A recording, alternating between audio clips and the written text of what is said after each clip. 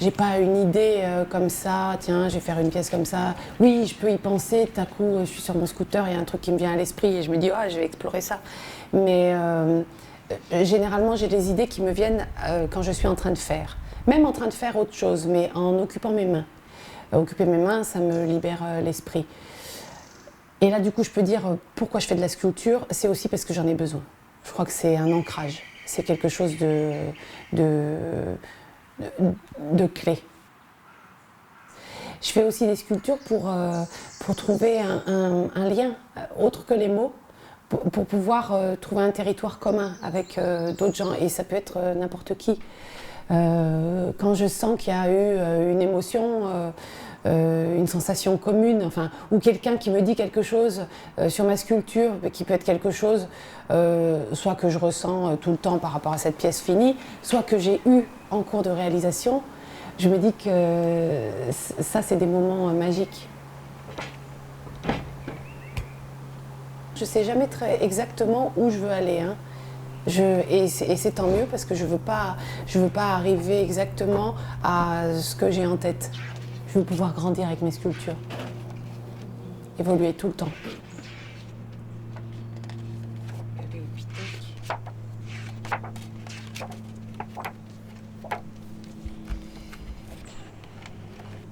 Même si les nuages continuent à exister dans mon travail, il y a eu la phase où c'est probable que les nuages étaient plus comme un refuge, un territoire où je me sentais bien. Et j'ai donc travaillé sur les refuges, les habitacles, qui étaient au début des habitacles, on les sentait comme un contenant, un potentiel, mais sans avoir une vision vers l'intérieur. Et après, j'ai ouvert un petit peu plus cette piste-là, enfin cette voie-là, et je suis allée explorer par le biais des cages thoraciques.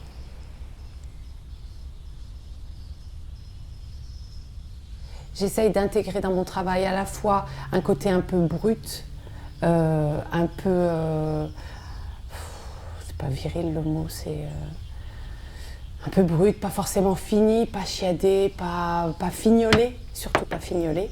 Mais en même temps, j'ai un travail de petite fourmi. J'ai un travail de très ouvragé. Et j'aime beaucoup associer dans mes sculptures plusieurs échelles de travail, justement. À la fois quelque chose de gros et de massif qu'on perçoit d'un coup d'un seul, mais quand on s'approche, on voit qu'il y a...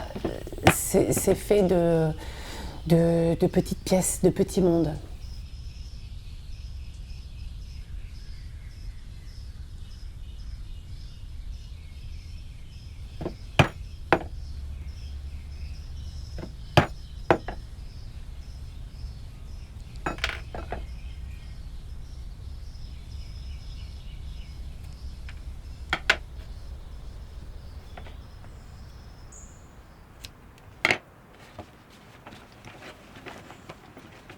C'est des gestes précis, mais en même temps, il arrive un moment où j'y réfléchis pas, ça se fait.